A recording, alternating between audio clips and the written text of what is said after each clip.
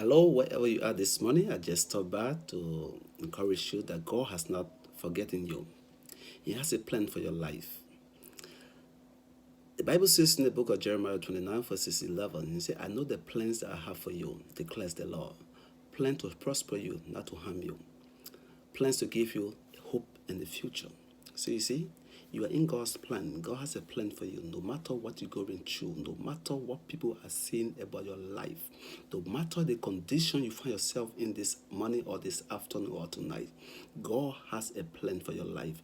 Remember when David was anointed to be king, he was still serving as a shepherd boy. So sometimes your blessing may take time. The Bible says it may tarry, but it will surely come.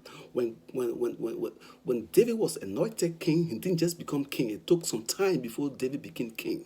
Even he became actual king. Although he was already king in the spiritual realm, but it has to take some time on the physical eye before he ascended to the kingship. He was even hunted.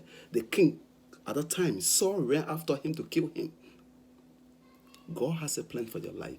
Even when the boy called Joseph, whose God ordained to become the prime minister in a strange land, Egypt, when he was ordained by God, he didn't just become the prime minister. He has to go through some process. So what you're going through this morning or tonight or this afternoon is a process that God is trying to make you to pass through. When God called Abraham as a father of nations, he didn't just give birth. Abraham was in his old age before he gave birth. Before I close this morning, there was a girl called Mary, the mother of Jesus. When God appeared to her, or when the angel appeared to her and said, you are to give birth to a son who will be mine. Even though she never knew a man, it was very strange to her.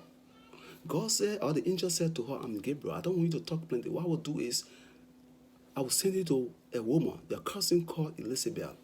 A woman that could not give birth, or even though she was married to a pastor or priest, however you may call it. They've been praying for a child. They couldn't give birth until God was ready to do something, because God wanted for John the Baptist to prepare the road for Jesus, or to prepare the way for Jesus. So he allowed Elizabeth and the husband to be barren. They were not only barren, but they were in a very old age. They could not give birth any longer. So God sent Mary to her. Go. God have a testimony. Go to your cousin Elizabeth, and you see. And when she went, what happened? Elizabeth didn't have to explain herself that, oh, I'm pregnant. The Bible says God sent her there in the 6th month. The angel sent her there in the 6th month. Go to Elizabeth. When she went to Elizabeth, Elizabeth didn't have to say anything. She just stood up. Because sometimes when God speaks to us, or sometimes when people tell you about your future, you look at your surrounding right now, how possible?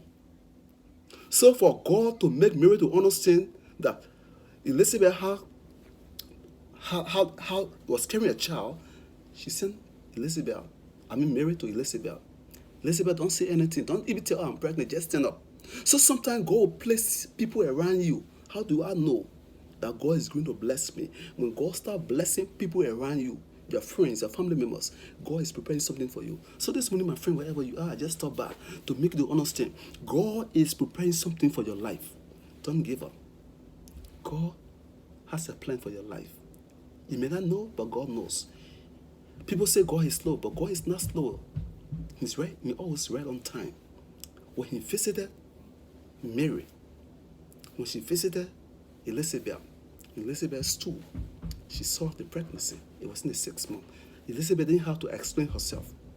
God is going to visit you somehow, where you are, in your problem, in that sickness, in that loneliness, in that broken marriage. God is going to visit you, my friend. Don't give up hope. Hold on fast. God bless you. Have a wonderful weekend. I pray that God will be able to open your eyes that you can discover the purpose for your life today. God bless you.